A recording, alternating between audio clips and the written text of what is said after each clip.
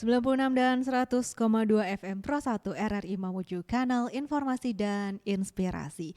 Senang sekali pada siang hari ini saya Dwita Ardiana bisa kembali menyapa Anda nih pendengar dalam dialog interaktif mitigasi bencana di siang hari ini. Temanya pada siang hari ini nih sangat menarik terkait dengan kesiapsiagaan Basarnas dan BPBD dalam menghadapi cuaca ekstrim.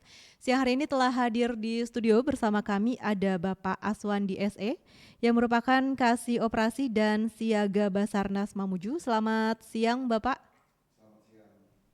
Selamat siang. Dan juga ada Bapak Inaldi LS Silang STM Han yang merupakan Koordinator Pusdalops BPBD Provinsi Sulawesi Barat. Selamat siang Bapak. Ya, selamat siang Mbak. Apa kabar nih Bapak-bapak pada siang hari ini? Luar biasa. Luar biasa, harus tetap semangat ya. Sangat semangat. Sangat semangat. Sangat semangat, ini bulan-bulannya ini ya Pak ya.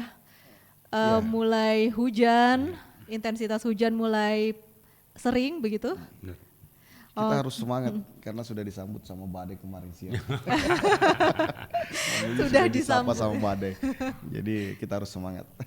Jadi kemarin siang nih Pak ya, cukup mengagetkan ya Pak ya. Ya. Luar biasa. Luar biasa. Jadi pendengar nih seperti yang sudah kita ketahui semuanya bahwa kemarin siang nih di sekitaran wilayah Mamuju sudah terjadi hujan badai dan juga angin kencang ya Pak ya. Dan juga ada beberapa warga yang terdampak nih, termasuk juga event yang ada di Mamuju Festival itu yang rencananya akan pembukaan semalam tapi ditunda karena terjadinya bencana tersebut. Nah terkait dengan bencana nih, karena ada pakarnya nih pada siang hari ini dari Basarnas dan juga BPBD Sulawesi Barat. Mungkin untuk diketahui oleh pendengar nih bisa dijelaskan terlebih dahulu terkait dengan kondisi cuaca ekstrim yang diperkirakan akan terjadi di sekitar wilayah Sulawesi Barat dalam waktu dekat ini Bapak. Silakan Bapak Aswandi dan juga Bapak Inaldi terkait dengan keadaan cuaca ekstrim saat ini seperti apa? Terkait dengan perkiraan cuaca ekstrim itu lebih domain Bapak Inaldi yang jelaskan karena secara tugas dan fungsi kita di bawah BPBD dalam hal kebencanaan. Silakan Pak Inaldi. Bapak. Baik, terima kasih. Jadi untuk kondisi saat ini memang memasuki akhir tahun 2025 ini wilayah Sulawesi Barat itu mulai mengalami peningkatan curah hujan yang cukup signifikan ya. Jadi berdasarkan data dan informasi dari BMKG Tampak Padang Mamuju bahwa wilayah Sulawesi Barat itu diperkirakan akan mengalami curah hujan dengan kategori tinggi hingga sangat tinggi dengan intensitas lebih dari kurang lebih 150 mm per dasarian dan terutama ini pada bulan November hingga Februari ini. November hingga Februari ya Pak ya. Informasi ya, kita akan mengalami kondisi curah hujan tinggi atau ekstrim ini dari November sampai ke Februari. Nah, informasinya bahwa fenomena ini sebenarnya dipicu oleh beberapa faktor ya, faktor dari klimatologis. Salah satunya itu aktivitas monsun Asia yang mulai menguat ya. Kemudian adanya peningkatan intensitas dari La Nina, kemudian ada anomali suhu muka air laut di perairan sekitar Sulawesi yang memicu meningkatnya penguapan dan pembentukan awan di sekitar Sulawesi Barat. Nah, kondisi inilah yang meningkatkan risiko terjadinya bencana hidrometeorologi, antara lain ya banjir, ada banjir bandang, kemudian tanah longsor, pohon tumbang, kemudian gelombang tinggi di wilayah perairan pesisir barat kita seperti itu.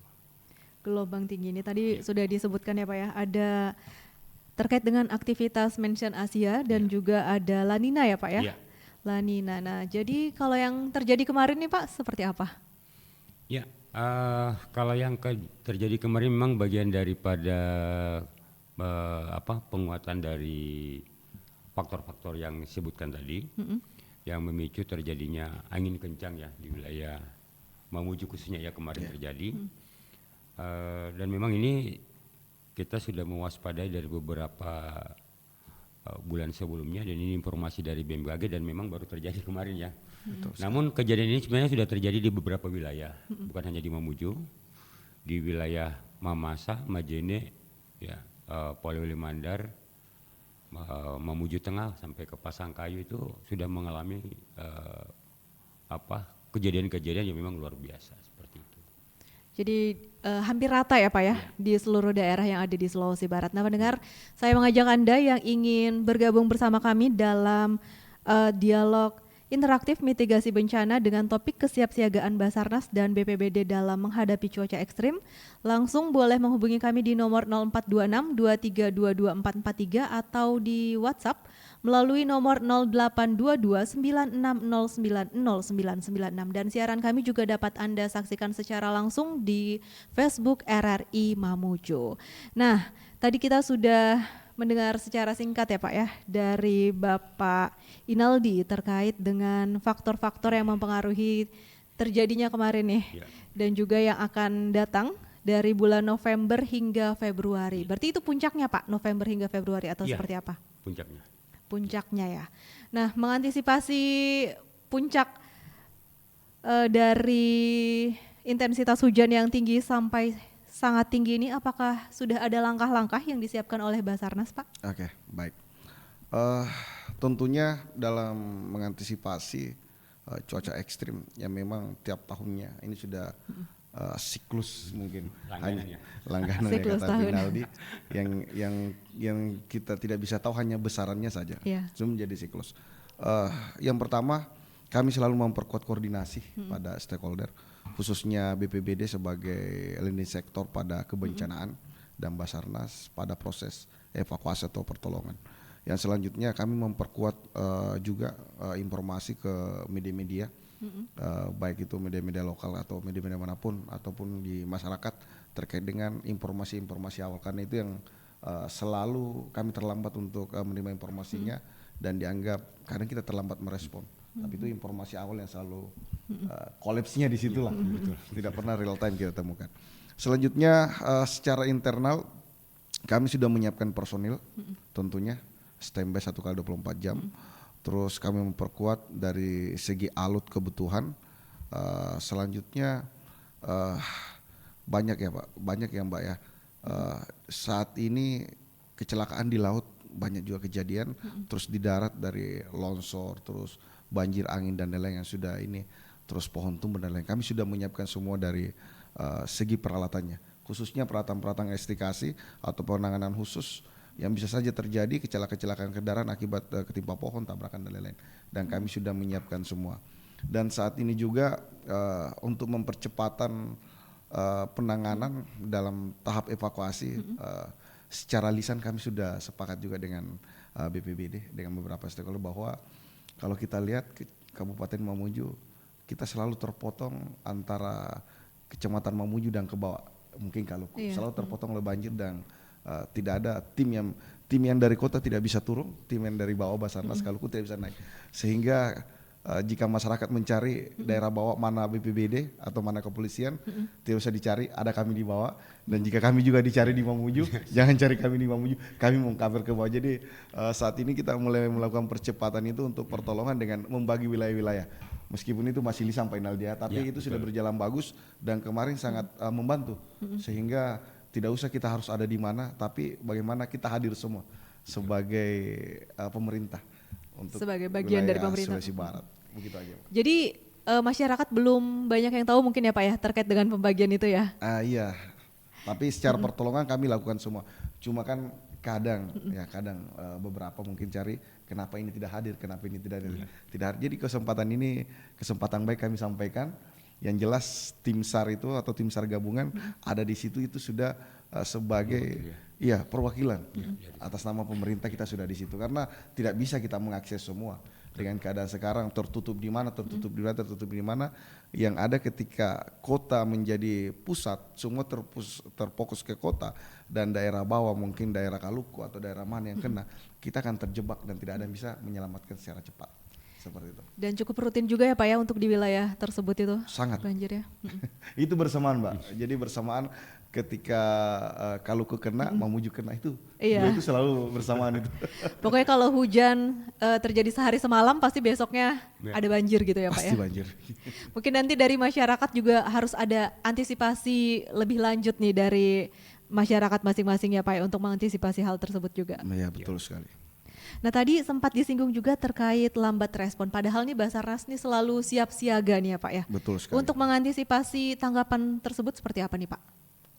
Ya kritik itu membangun buat kami. Jadi kalau masyarakat melihat bukan hanya kami mungkin teman-teman kami di BPBD juga dinilai mungkin ada nilai seperti itu, kami menerima, kami selalu melakukan percepatan terkait dengan respon. Akan tetapi yang selalu menjadi kendala adalah real time laporan masuk. Terus dalam menanggapi laporan kami ada juga SOP.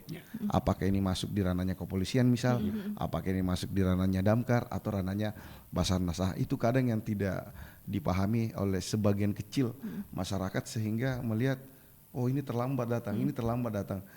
Bahwasanya ada fase, ada 3 fase yang selalu kita laksanakan di Basarnas. Dari fase mungkin dia meragukan, mengkhawatirkan sampai ke fase terakhir betul-betul ini sudah terjadi, baru kita bisa turun. Karena itu komunikasi yang tidak masih kurang. Ya, masih kurang berjalan baik. Nah, jika terjadi kejadian seperti kemarin nih Pak, kemana harus melapor? Yang mana ini? Yang kemarin badai, hujan badai dan juga angin kencang. Kami tegaskan bahwa pada kebencanaan yang menjadi koordinator adalah BNPB ataupun di wilayah itu adalah BPBD. Basarnas sebagai landing sektor untuk proses evakuasi. Jika saat itu terjadi badai, ada yang tertimpa dan lain yang harus diekstrikasi ataupun dievakuasi, maka Basarnas akan bertanggung jawab sebagai koordinator di pelaksanaan evakuasi tersebut di bawah komando BPBD pada tahap kebencanaan. Seperti itu. Jadi seperti itu ya pendengar ya, sudah dijelaskan ya oleh Pak Aswandi nih seperti apa step-stepnya dan juga kalau terjadi hal tersebut harus kemana gitu pendengar. Betul. Nah terkait dengan upaya mitigasi ini dan juga kesiapsiagaan menghadapi cuaca ekstrim, kalau dari BPBD sendiri upaya seperti apa saja Pak yang sudah dilakukan? Ya, kalau kami dari BPBD dalam menghadapi potensi cuaca ekstrim, ini juga berdasarkan arahan dari pimpinan Bapak Kepala Pelaksana BPBD. Yang kami lakukan adalah bagaimana memperkuat sistem koordinasi dan komando. Jadi kami melakukan koordinasi dengan OPDB terkait, bahkan juga dengan satuan-satuan yang ada, ya seperti dari Basarnas ya kita lakukan koordinasi, dari BMKG seperti apa kondisi cuaca, mungkin dari relawan-relawan yang ada juga kita lakukan komunikasi. Nah selain daripada itu juga kami memperkuat dengan menyiapkan gudang untuk logistik. Gudang untuk logistik. Ya, walaupun mungkin dalam kenyataan kami tidak seperti dengan daerah lain ya memiliki buffer stok yang cukup banyak, tetapi minimal kita sudah menyiapkan kebutuhan-kebutuhan dasar masyarakat yang memang sangat dibutuhkan pada saat terjadi bencana. Kemudian kami juga sudah mempersiapkan ya seperti teman-teman Basarnas, kita mempersiapkan juga alutnya kami ya, peralatan-peralatan yang memang sudah standby ketika terjadi ada laporan masuk butuh penanganan segera, kami juga bisa segera mengirimkan peralatan, bahkan personil juga kami sudah siapkan, teman-teman tim reaksi cepatnya kami dari BPBD itu sudah kami standby-kan 1x24 jam dengan respon kurang dari 4 jam ya kita akan berada di lokasi. Namun memang sama dengan yang disampaikan Pak Swandi ya dari terkait masalah kendala kami memang sebenarnya dari sisi laporan ya. Kami sudah standby 24 tapi kadang laporan itu yang masuknya lambat ya. Nah, jadi apakah memang masyarakat bingung mau lapor kemana atau gimana kita ini, cuman selalu kami sampaikan bahwa sebenarnya di kabupaten pun itu ada BPBD. Nah, seperti kemarin kasus ya kejadian kemarin ya, itu sebenarnya kalau bingung laporannya kemana, itu laporannya ke BPBD kabupaten dulu yang terdekat. Kalaupun memang bisa ke provinsi, kami juga siap menerima laporan. Nah nanti tadi ada SOP yang harus kami jalankan juga untuk menangani. Jadi mungkin saja laporan masuk ke BPBD provinsi itu akan kami tindak lanjuti untuk berkoordinasinya dengan ke teman-teman BPBD kabupaten. Nah nanti bagaimana prosedur pelaksanaan di lapangan itu akan terbangun koordinasi lebih lanjut. Jadi saya kira itu beberapa langkah-langkah yang sudah kami siapkan dalam rangka mengantisipasi cuaca ekstrim. Untuk kontaknya nih Pak, mungkin masyarakat juga banyak yang belum tahu nih, kontaknya nih berapa gitu yang masyarakat bisa hubungi. Apalagi kemarin nih sore-sore kejadiannya tuh pasti masyarakat juga berpikir mungkin sudah tutup kantornya atau bagaimana gitu. Jadi mungkin kebingungan-kebingungan seperti itu yang masyarakat belum tahu harus kemana. Jadi terkendala laporannya nih sampainya sedikit lambat gitu Pak. Oh ya, kalau kami dari BPBD sendiri sudah memiliki call center itu Call yang center. terkonek dengan BNPB ya. Itu di nomor 117. Jadi ketika masyarakat menelpon ke 17 itu akan tersambung ke Pusdalop BNPB di pusat. Oke. Nah, nanti dari sana itu akan diarahkan ke wilayah. Jadi kalau memang itu penelponnya dari Sulawesi Barat, itu akan disambungkan ke layanan call centernya kami di Sulawesi Barat. Jadi bukan masyarakat kalau 17, bukan dari masyarakat langsung ke Pusdalopnya BPBD Sulawesi Barat, tetapi ke BNPB dulu. Nah, kami juga punya layanan untuk via WA ya. Jadi itu dari berapa sudah sampaikan ya, di 08222 0500117. Ini via WA saja ya. Via WhatsApp saja. Kalaupun memang kami biasanya memang ketenggala dari teknis juga dengan personil, terkadang memang respon kami masuk di dalam WA itu memang agak slow respon di situ karena memang terkadang biasa kondisi jaringan kami. Dari itu. Tapi untuk pelaporan atau penyampaian secara cepat bisa melalui call center tersebut. Kalau yang WA nih hanya chat saja atau Iya. bisa telepon juga Pak? Bisa melalui telepon juga. Jadi bisa di chat dan juga telepon. Iya. Baik, ada pertanyaan dari pendengar kami nih di Facebook dari Kak Yuna. Katanya apakah badai kemarin tidak terdeteksi dari Basarnas atau BMKG sehingga tidak ada mitigasinya atau seperti apa Pak? Oke, baik. Yang punya wewenang terkait pertanyaan ini yang BMKG sebenarnya BMKG. BMKG. Karena BMKG yang punya otoritas terkait dengan Perakiraan. perakiraan cuaca seperti itu. Ya, saya tambahkan sedikit. Jadi sebenarnya kalau untuk kondisi di Sulawesi Barat ini terkait kejadian kemarin sebenarnya sudah ada dalam peringatan dini. Oke. Namun kan ini penyampaian dari BMKG ini kan bersifat perkiraan. Betul. Belum ada waktu yang tetap disampaikan bahwa jam sekian akan terjadi angin kencang sehingga kita harus siaga. Tetapi memang kami dari personil baik dari kami BPBD mungkin teman-teman dari Basarnas juga sebenarnya sudah standby untuk mengantisipasi. Namun memang lagi-lagi bahwa belum ada yang bisa tahu pasti Oke. bencana itu kapan datangnya ya, Pastinya seberapa seperti besarnya. apa gitu ya Pak ya? Sarannya Ya, seperti apa? ya. Jadi kita hanya selalu siaga. Dan ketika ada laporan, teman-teman kita langsung bergerak juga untuk melakukan penanganan kemarin. Kerjasama dengan teman-teman dari BPBD Kabupaten dan teman-teman dari Basarnas ya. Nah, kita turun untuk melakukan penanganan untuk kejadian kemarin sih kira. Untuk sementara waktu ini yang sudah diperkirakan nih dari bulan November hingga Februari ya Pak ya, dengan hujan intensitas tinggi hingga sangat tinggi. Jadi masyarakat diminta waspada, mungkin lingkungan sekitarnya juga bisa dibersihkan atau Betul. saluran-saluran airnya Buang, begitu betul. ya, saluran pembuangannya supaya tidak terjadi banjir apabila hujan. Ya, tidak ada penyumbatan ya. Iya di saluran-saluran benar. buang. Kalau seperti angin kemarin kan itu ini ya Pak ya, tidak Ya, bisa diprediksi itu nggak secara bisa detail. diprediksi, Iya. Pak. Jadi memang kalau untuk informasi dari BMKG hanya menyampaikan informasi terkait pergerakan anginnya saja, tetapi untuk jamnya pasnya itu Betul. kita nggak bisa tahu persis kapan itu. Apalagi besarannya seperti Iya, apa seperti dan apa. kena mana. Ya, Nah kalau terkait kesiapan posko nih seperti apa nih Pak? ya kalau untuk posko ya. Iya. Kalau untuk posko saat ini kami masih menunggu dari BPD membuat posko gabungan, tetapi standby 24 jam kami sudah siapkan dan personil, peralatan dan segala halnya itu sudah siap, jam berapapun itu kami sudah ready.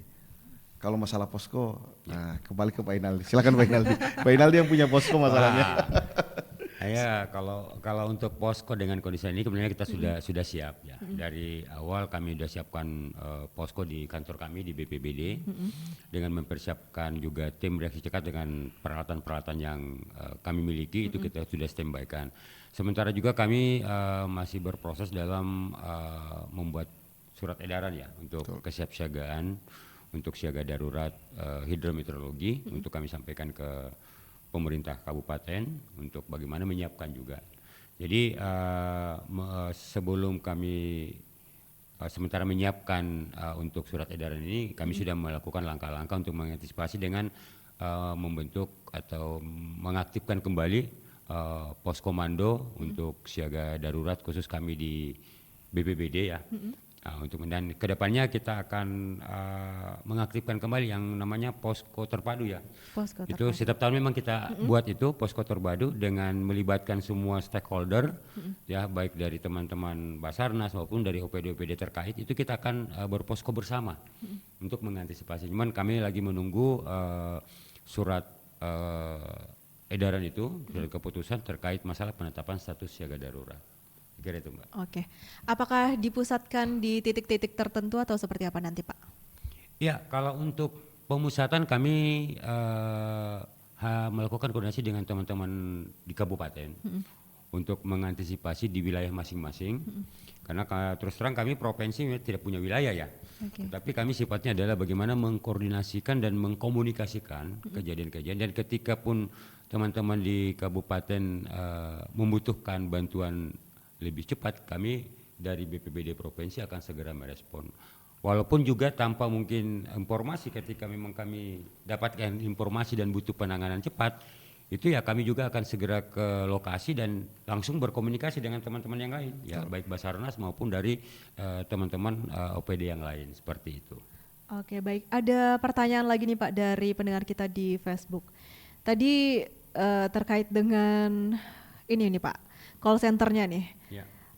Kontaknya kan slow respon nih Pak, apakah ada yang fast responnya atau tidak? Karena kan bencana butuh penanganan yang cepat dan juga tepat. Ya, jadi kalau untuk sementara kami masih berfokus pada call center yang ada 117, dan sementara juga kami masih pembenahan untuk bagaimana respon cepat terhadap informasi yang masuk, karena memang pada saat ini kami sementara membangun jaringan yang lebih baik lagi Mbak. Tetapi kami dari BPBD akan terus berusaha untuk bagaimana secepat mungkin merespon setiap informasi-informasi yang masuk ke call centernya kami. Seperti itu Mbak.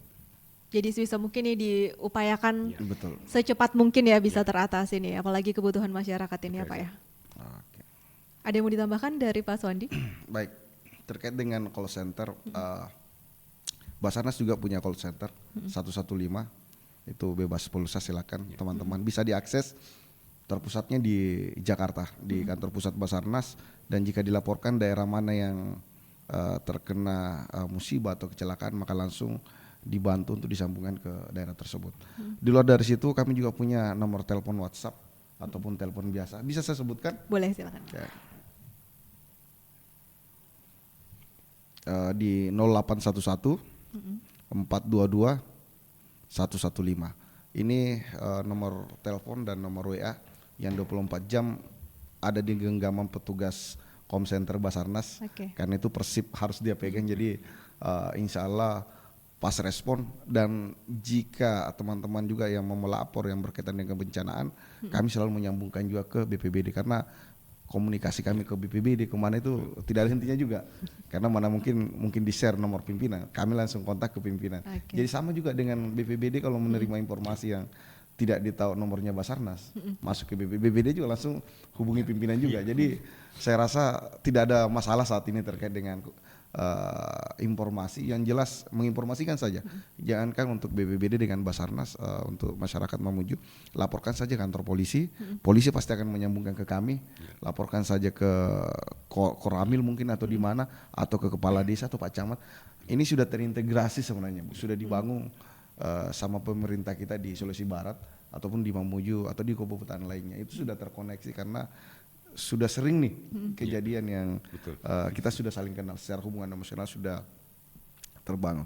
Terus selanjutnya kalau berbicara dengan cuaca, dampaknya juga bukan hanya pada bencana yang ada di darat, tapi di laut juga kan.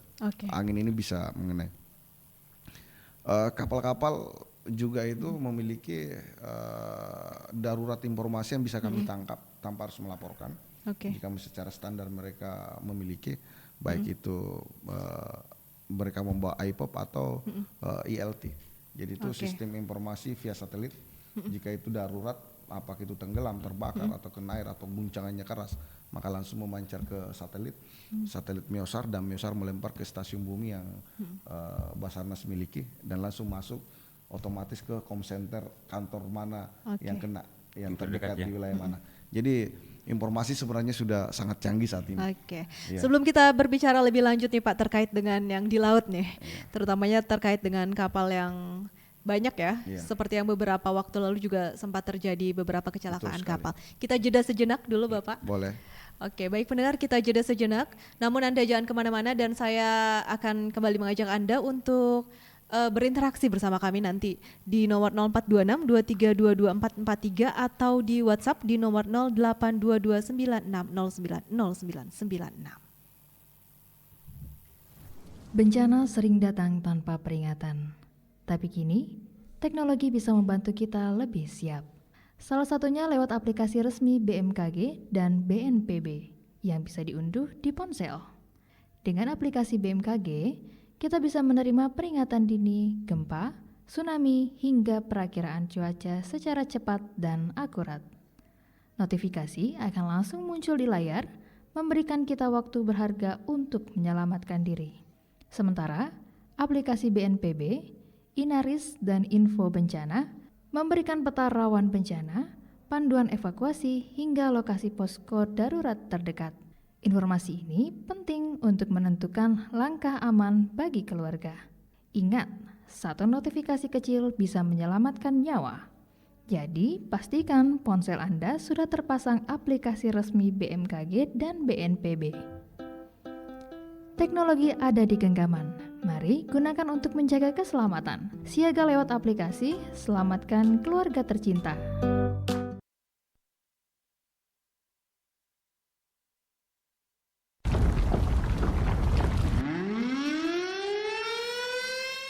Bencana bisa datang tanpa aba-aba. Dalam hitungan detik, rumah yang nyaman bisa berubah jadi tempat berbahaya. Tapi ada cara sederhana agar keluarga tetap aman. Kesiapsiagaan di rumah tangga. Pertama, siapkan tas siaga bencana. Masukkan dokumen penting, pakaian, makanan instan, air minum, obat-obatan, senter, hingga power bank. Pastikan semua anggota keluarga tahu di mana tas itu disimpan. Kedua, buat jalur evakuasi. Tentukan pintu atau jalan keluar yang paling aman, lalu latih keluarga untuk menggunakannya. Anak-anak pun harus tahu kemana harus berlari saat darurat. Ketiga, tetapkan titik kumpul di luar rumah. Bisa di halaman atau lapangan terdekat. Tempat semua anggota keluarga bisa berkumpul setelah evakuasi. Dan yang terpenting, tetap tenang serta ikuti informasi resmi dari BMKG, BNPB, atau aparat setempat. Jangan sampai terjebak hoax yang hanya menambah panik. Kesiapan kecil hari ini bisa jadi penyelamat besar di kemudian hari. Siaga di rumah, selamatkan keluarga tercinta.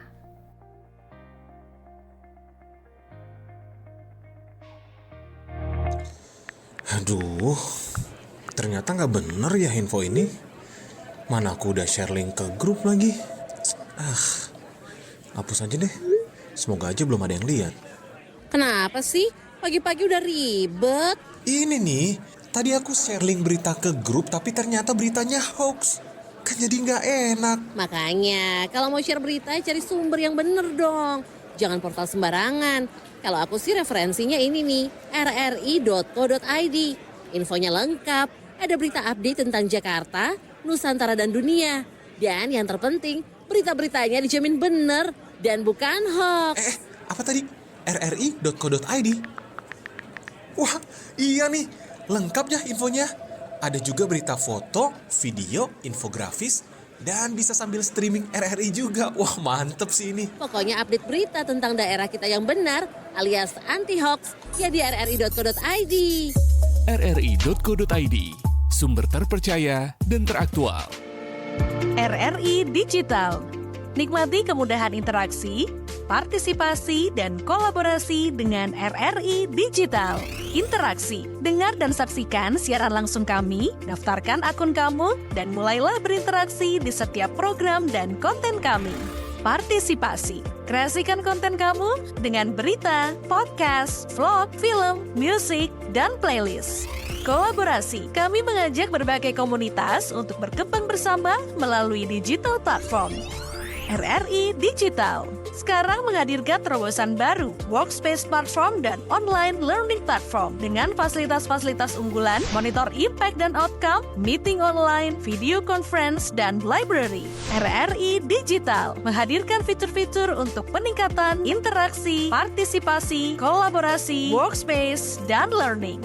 Yuk segera download RRI Digital. Kanal informasi dan inspirasi Pro 1 96 dan 100,2 FM Pro 1 RRI Mamuju, kanal informasi dan inspirasi.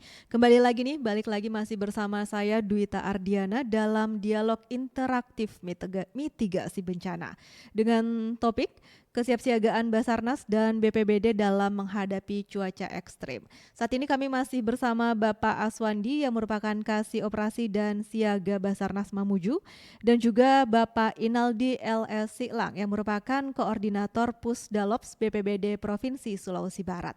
Tadi sebelum kita jeda, kita sempat membahas sedikit terkait dengan bahaya cuaca ekstrim yang ada di laut. Nah, seperti apa nih Pak Aswandi nih? Oke. Cuaca ekstrim terkait di laut sangat membahayakan juga karena kita mengetahui bahwa masyarakat Sulawesi Barat ini pencarian kita besar juga di laut.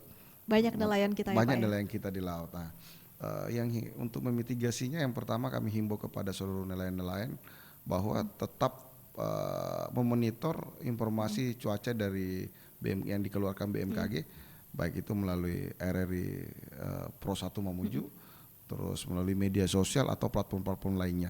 Karena jika sudah dikeluarkan warning dari BMKG berarti itu sudah sangat berbahaya. Dan risikonya adalah yang pertama bisa hilang, di lost kontak, terus mesin bisa rusak dan lain-lain. Ataupun beraktivitas laut agar dikurangi saat warning terkait cuaca ekstrim di laut itu sudah ada, seperti itu. Oke, kalau yang baru-baru ini terjadi nih Pak di Balak-Balakang yang terkait dengan akibat dari cuaca ekstrim ya Pak yang terjadi, ada anak kecil ya Pak ya yang diinfokan menghilang gitu. Baik, jadi ada satu kejadian di Pulau Samboyang di Kecamatan Balak-Balakan. Kami masih memasukkannya dalam kondisi membahayakan manusia karena seorang anak yang main di pantai terseret ombak. Itu kan masuk juga kan karena cuacanya besar ini arus kencang dan lain akhirnya tergulung ombak dan terbawa dan hilang sampai saat ini. Saking kerasnya arus, kami menghitung itu dari 3 hari kejadian, korban yang di sini yang dinyatakan hilang dalam hitungan kami sudah di atas 50 nautical mil. Ataupun kalau kita kilometerkan itu sampai sekitar 100 kilo. Kurang lebih 100 kilo dalam 3 hari itu terbawa arus dari pulau sampai sudah ke bawah Majene. Dan sampai pencarian hari ini, hari terakhir, hari ke-7, dari hitungan Summer Prediction yang kami punya dengan usia anak, dengan beban jenisnya, objek yang kita cari, itu sudah berada di bawah Majene. Bayangkan. Sudah sejauh itu ya Pak? Sudah sejauh itu, sebesar apa gelombang arus yang bawa anak itu. Sejauh ini kita sudah mencari, menggerakkan baik dari Majene ataupun dari Mamuju dan pihak pemerintah setempat, dan dimonitor juga sama Kalaksa BPBD Provinsi Sulawesi Barat. Kami dari hari pertama mencari itu sudah kolaborasi, sudah kiri kanan mencari informasi, cari kapal susah, cari ini susah dan lain-lain. Karena kemarin kami juga dapat kendala, kami informasikan bahwa banyak yang menilai lambat. Kami tidak lambat, hanya saja KN SAR Parikesit milik Basarnas yang selalu digunakan untuk search and rescue di wilayah perairan Sulawesi Barat itu khususnya di Alki 2 ke bawah, sementara docking di Samarinda. Kami mencari kapal-kapal nelayan untuk sewa, kesulitannya setelah sampai di sana tidak ada BBM yang bisa kita beli. Sehingga terus gimana nih? Jadi terkendala karena hal Pak Kalaksa BPD Sulawesi Barat, gimana solusinya Pak? Ketemu Pak Camat kami jelaskan, ini kendalanya. Sehingga setelah kami hitung pasca hari ketiga ternyata sudah mendekat masuk daratan Mamuju. Baru kami gerakan full alert untuk mencari di Mamuju. Tapi sampai sekarang belum ditemukan. Kami minta doanya untuk masyarakat, semoga hari ini kita temukan. Hari ke-7 pencarian ataupun hilangnya sudah lebih dari 7 hari. Dan saat ini tim dengan doa alert RB 0102 milik Basarnas masih melakukan pencarian di perairan Mamuju sampai ke Majene. demikian. Jadi untuk wilayah pencariannya mencakup Mamuju dan juga Majene, ya Pak ya? Betul. Nah setelah 7 hari nih Pak, upaya apa lagi nih yang akan ditempuh? Upaya yang kami lakukan sebenarnya dari hari pertama kejadian sebelum kami turun, dan kami akan lakukan juga sorian adalah kami menyebutnya adalah memapelkan atau menyiarkan melalui radio-radio maritim kepada kapal-kapal yang melintas, baik itu pemancing atau nelayan lokal ataupun kapal-kapal internasional lewat, agar kiranya jika melihat di laut ada yang hanyut yang sesuai yang kita sebutkan ciri-cirinya, agar menyampaikan ke Basarnas via channel Marine, kan ada channel tersendiri, channel Marine, channel 16 akan kami monitor, ataupun via email, ataupun banyak sistem bisa dipakai di laut itu yang kapal-kapal besar. Setelah kita menemukan informasi itu, maka Basarnas akan kembali mengevakuasi dari titik koordinat mana yang ditunjukkan sama saksi mata yang melihat bahwa ada orang hanyut. Nah, jadi kami akan memonitor terus kapanpun itu, mulai pasca hari ke-7 sampai ke-7 hari kemudian atau hari apapun, selama ada informasi yang kita terima terkait dengan ada yang melihat korban ataupun orang hanyut di laut, kami akan merespon. Jadi masih dibuka ya Pak ya terkait dengan pencarian ini. Nah kita kembali lagi terkait dengan kapal-kapal nih, apalagi angka kecelakaan kapal di wilayah Sulawesi Barat ini juga cukup tinggi ya Pak ya. Nah seperti apa nih Pak yang harus diperhatikan oleh para nelayan kita? Yang harus diperhatikan sebenarnya protap umum yang kita semua sudah tahu, hanya saja kita lalai dan harus kita saling mengingatkan kembali pada kesempatan yang baik ini di RRI Pro Mamuju, bahwa yang pertama adalah sebelum kita melaut, kita mengecek informasi cuaca dulu lah. Itu paling gampang diakses, kita semua punya handphone, ya kan, kita bisa mengakses bagaimana kondisi hari ini. Secara visual juga kita bisa melihat. Terus yang kedua, alat keselamatan yang ada di kapal. Memang sering kalau kita sosialisasi itu di nelayan-nelayan, mereka risih menggunakan life vest atau life jacket. Kurang bebas mungkin geraknya ya Pak ya. Tetapi kan kita tidak ada yang tahu saat bapak atau saudara-saudara kita lelah, capek, kena ombak, jatuh, ya apa yang bisa membantu dia untuk bertahan sekian jam adalah alat apung itu. Terus yang selanjutnya adalah kondisi kapalnya diperhatikan. Kondisi kapal diperhatikan secara menyeluruh. Secara detailnya adalah alat navigasi, minimal kalau dia hanya kemana dia tahu arahnya. Terus alat komunikasi, ini yang paling penting komunikasi nih. Karena apa yang mau digunakan di laut tidak ada sinyal HP, meskipun sudah canggih sekarang, tapi ya sekarang kita masih memanfaatkan secara nilai-nilai lokal kita final di radio ya Pak. Kita menggunakan radio ya untuk jadi komunikasi. Terus jika mungkin kapalnya sudah besar atau sudah berbentuk perusahaan atau apalah, usahakan gunakan emergency warning emergency yang ada di kapal, namanya ELP. Ya, itu pemancar. Kalau di pesawat itu saya ulangi, namanya IPOP di kapal dan ELT di pesawat yang sering kita kenal dengan black box itu. Nah, itu bisa kotak hitam. Itu akan memancarkan secara otomatis dan Basarnas langsung menemukan titik koordinatnya. Jadi model saya ke Ibu Sherlock. Sherlock ya. Jadi kami akan simpelnya langsung seperti Sherlock gitu ya Pak ya. Dan kami punya alat pendeteksinya. Jadi gampang, kita akan koneksi dan cepat kita temukan. Itu sangat bagus sekali untuk cepat untuk penyelamatan jika ada kedaruratan di kapal, khususnya di laut saat terjadi cuaca ekstrim. Dan selalu dipantau ya Pak ya? Selalu dipantau. Nah kalau dari BPBD sendiri nih terkait dengan antisipasi cuaca ekstrim, seperti apa hal-hal yang ingin disampaikan kepada masyarakat untuk mewaspadainya? Kalau kami dari BPBD sebenarnya hampir sama ya. Tetap memperhatikan kondisi cuaca. Yang paling inti adalah bagaimana meningkatkan kewaspadaan terhadap potensi-potensi baik banjir, longsor, terutama saat terjadi hujan deras. Ini paling penting. Kemudian ya tadi sampaikan awal bahwa bagaimana masyarakat sekarang aktif untuk bagaimana memperhatikan drainase-drainase yang ada. Jangan sampai terjadi penyumbatan, ini bisa memicu terjadinya banjir. Kemudian bagaimana kita menghindari aktivitas di area-area seperti sungai atau lereng-lereng yang curam ataupun di pantai saat terjadi cuaca ekstrim itu. Jadi kurangilah aktivitas seperti itu. Kemudian jika terjadi segera untuk melaporkan, baik ke kami mungkin melalui call centernya kami ataupun pemerintah-pemerintah setempat seperti itu.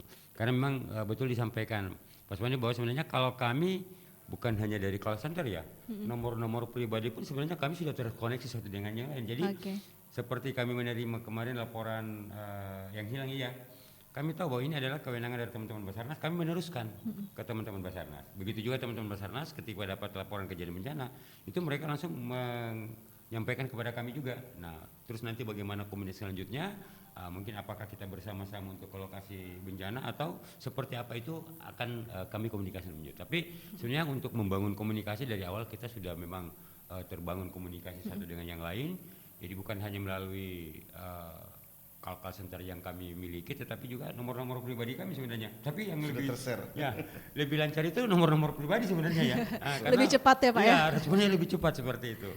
Jadi itu ya yang kami himbau. Kemudian yang terakhir itu bagaimana kami selalu mengingatkan masyarakat untuk selalu menyiagakan tas siaga bencana.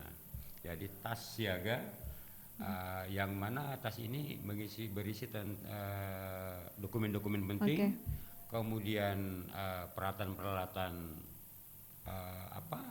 kebutuhan-kebutuhan dasar ya, berupa pakaian-pakaian, mungkin berapa pasang lah, kemudian makanan-makanan siap saji. Nah ini harapannya kami tas ini bisa akan menolong lebih awal ya pada saat terjadi bencana sebelum tim itu tiba. Jadi itu. Ada lagi hal penting yang belum disampaikan nih Pak terkait dengan antisipasi menghadapi cuaca ekstrim? Kirain mungkin cukup ya tadi ya, karena apalagi tadi yang utamanya nih tas siaga bencana. Ya, ini yang paling penting mungkin. Tidak paling penting, justru penting. Semuanya bahwa, penting gitu ya.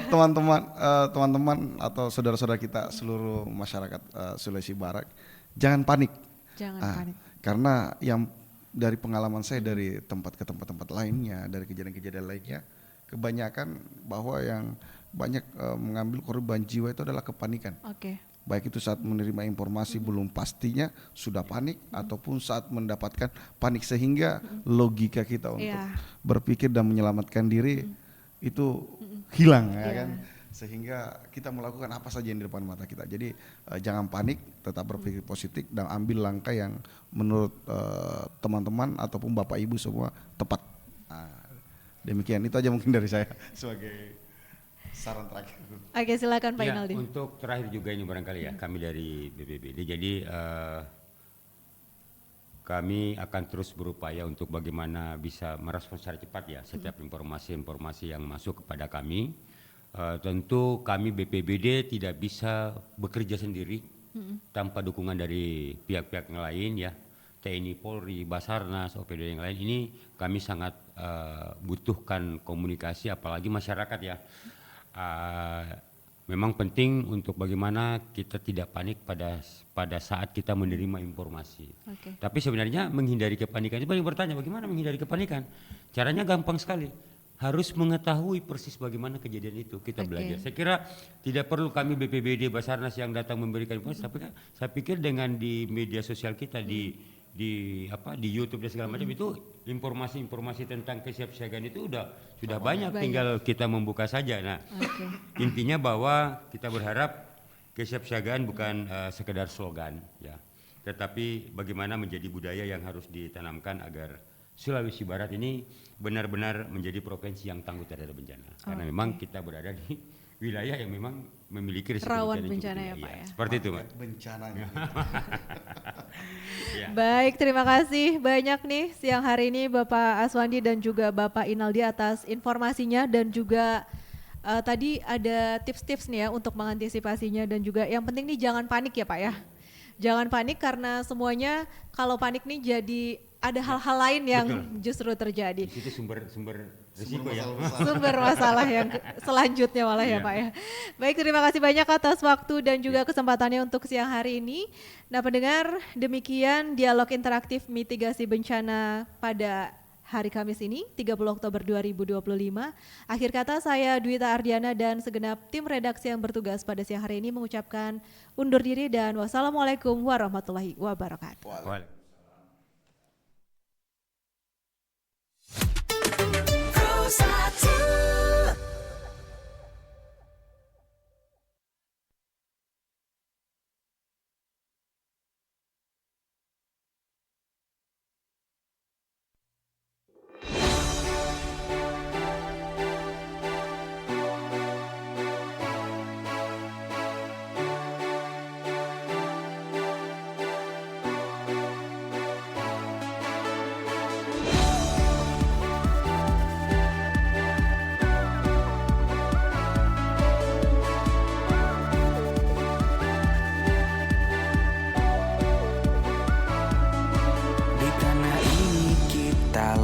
lahir dan menatap mentari.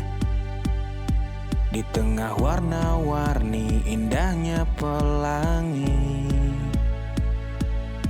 Walaupun badai datang menyerang silih berganti, ku jaga merah.